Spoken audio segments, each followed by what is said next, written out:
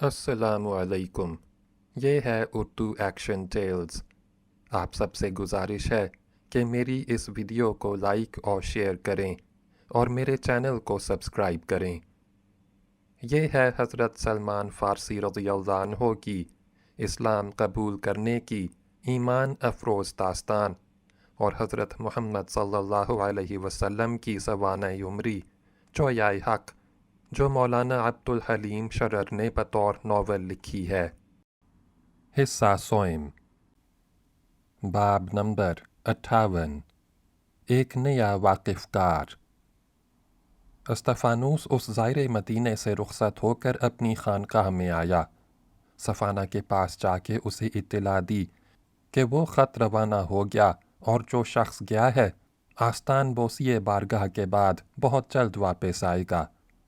اس کے بعد استفانوس نے کہا، حق کی ترقی اور رسالت صادقہ کا نشو و نما کس قدر حیرت انگیز ہے۔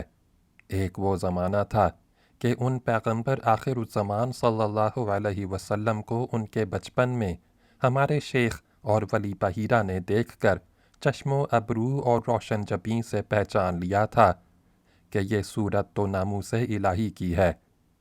اس کے بعد مدت تک کچھ پتہ نہ چلا کہ آپ صلی اللہ علیہ وسلم کہاں ہیں اور کیا کر رہے ہیں۔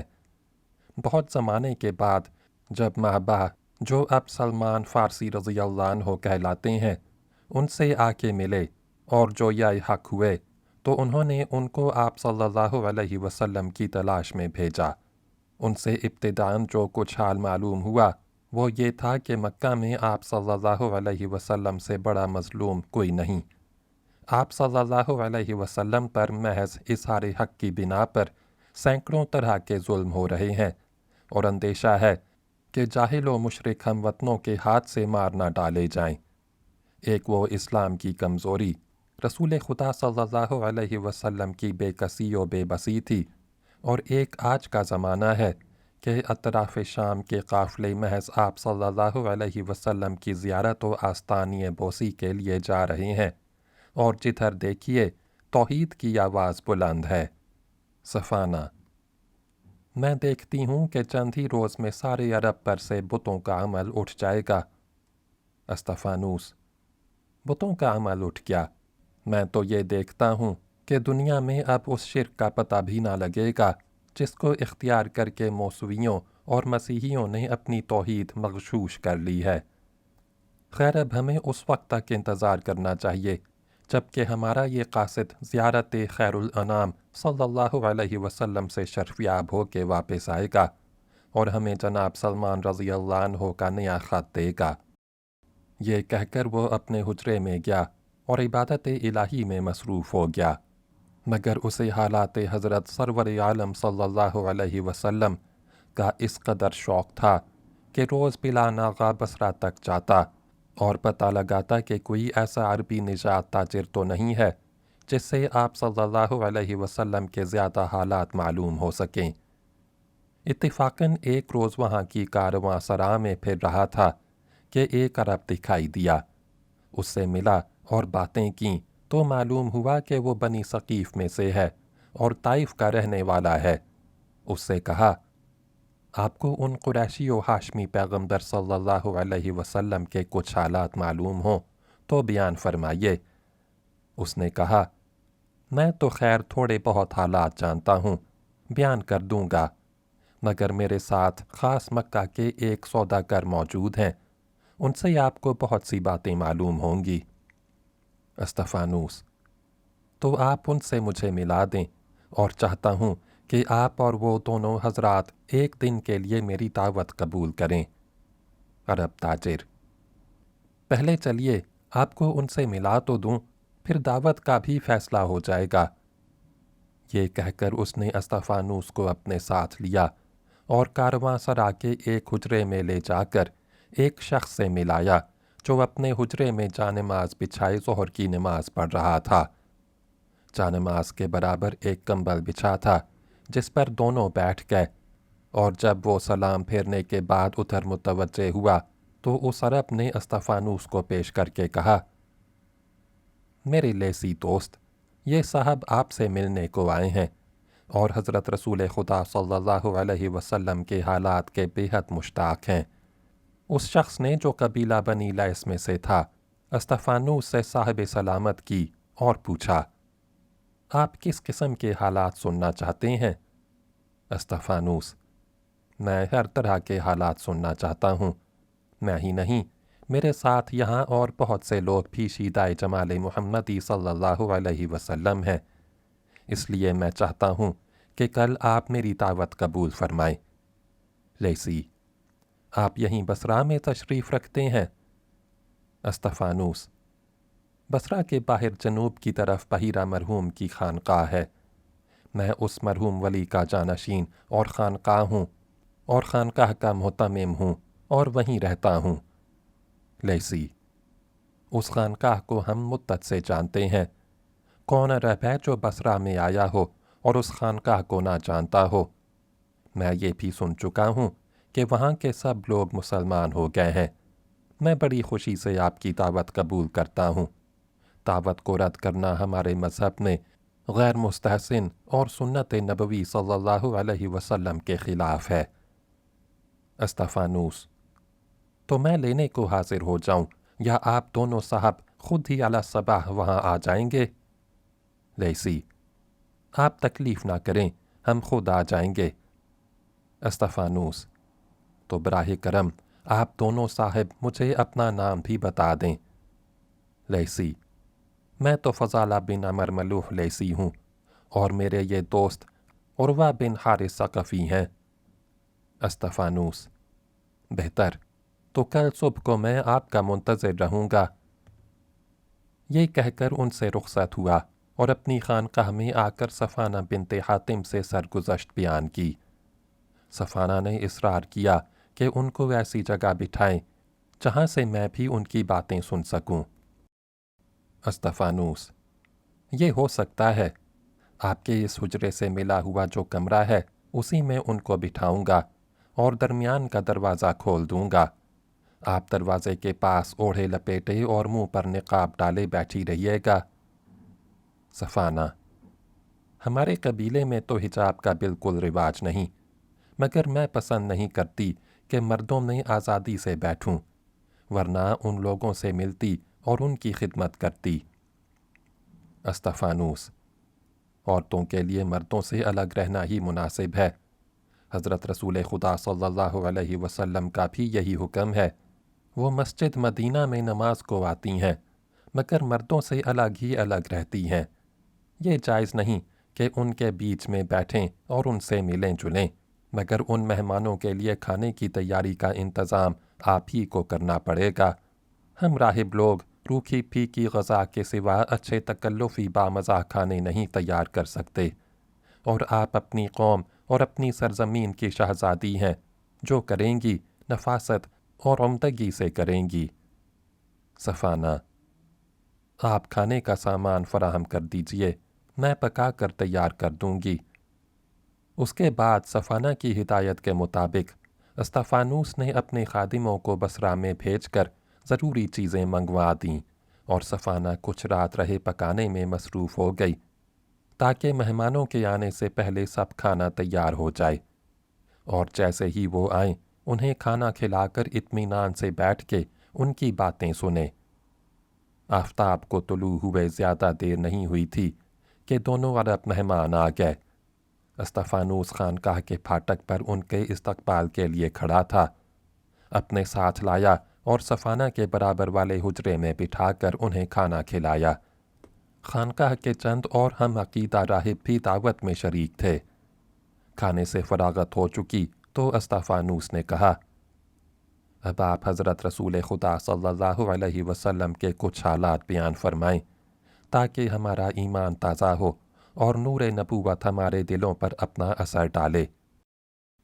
فضالہ: میں اپنی ہی سرگزشت کیوں نہ بیان کروں؟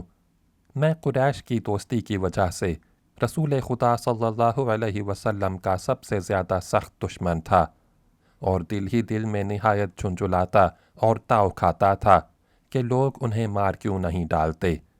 میں چاہتا تھا کہ کوئی شخص دوست بن کر یثرب میں جائے اور کوئی موقع نکال کر ان کا کام تمام کر دے، यहाँ तक کہ قریش کو متواتر شکستیں ہوئیں، ان کی قوت ٹوٹ گئی، رسول خدا کا زور بڑھ گیا اور آخر آپ صلی اللہ علیہ وسلم نے زبردست لشکر کے ساتھ آ کر مکہ کو بھی فتح کر لیا۔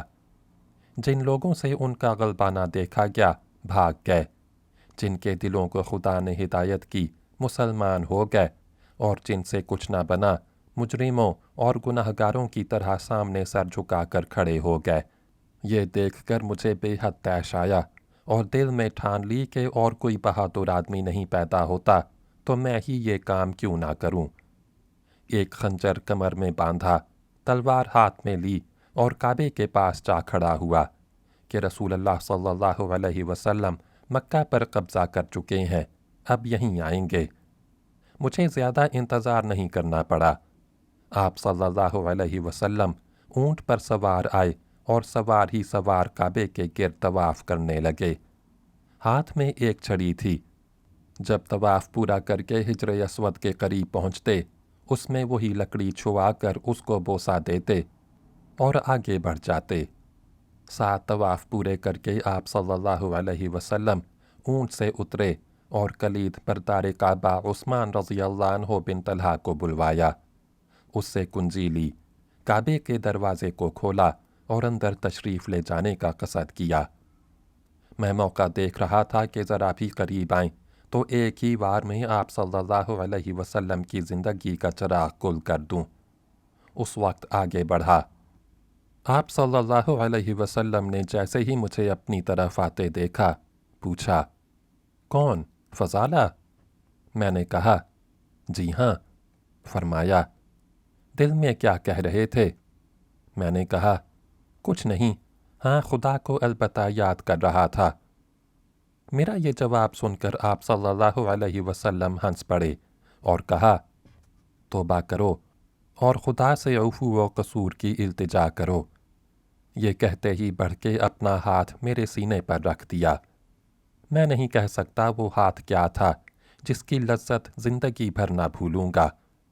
دل جو زور زور سے دھڑک رہا تھا فوراً ٹھہر گیا اور ایک تسکین و تسلی محسوس ہوئی جس کی مسرت سے میرا تاریک دل آشنا ہی نہ تھا۔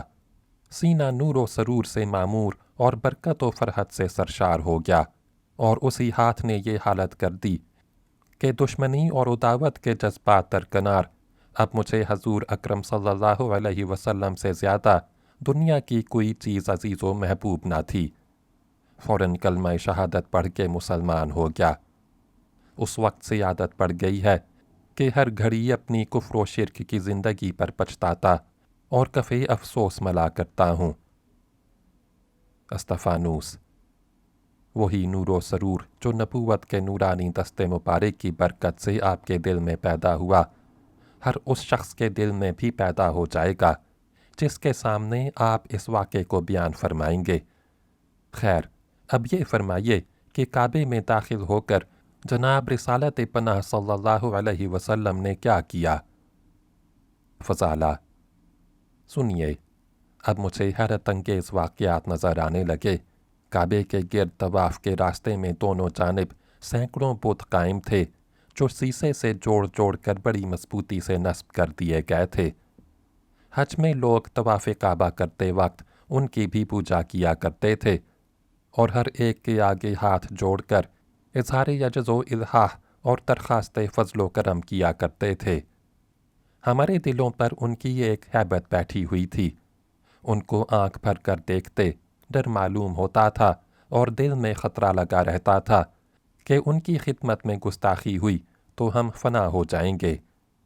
جس وقت آپ صلی اللہ علیہ وسلم طواف کر رہے تھے، میں نے یہ تماشا دیکھا کہ جناب رسول مقبول صلی اللہ علیہ وسلم طواف کرتے وقت ان بتوں کی طرف اپنی چھڑی اٹھا دیتے۔ اس چھڑی سے کسی بت کی گدی کی طرف اشارہ ہوتا اور کسی بت کے منہ کی طرف، اور ساتھ ہی میں یہ دیکھ کر بالکل مبہوت و متحیر اور بدحواس ہو جاتا کہ جس بت کی گدی کی طرف اشارہ ہوتا وہ چت گر پڑتا، اور جس بت کے منہ کی طرف اشارہ ہوتا وہ اوندھے منہ گر پڑتا۔ اس کیفیت کو ایمان لانے سے پہلے میں جادو اور طلسم خیال کرتا تھا۔ مگر ایمان لانے کے بعد خود بخود دل نے کہا یہ نہ جادو ہے نہ طلسم، یہ معجزہ ہے اور جلوہ توحید ربانی کا ظہور۔ اس کے بعد آپ صلی اللہ علیہ وسلم نے باب کعبہ کے اندر قدم رکھا۔ وہاں ایک کبوتر کی چوبی مورت نظر آئی جسے آپ صلی اللہ علیہ وسلم نے توڑ کے پھینک دیا۔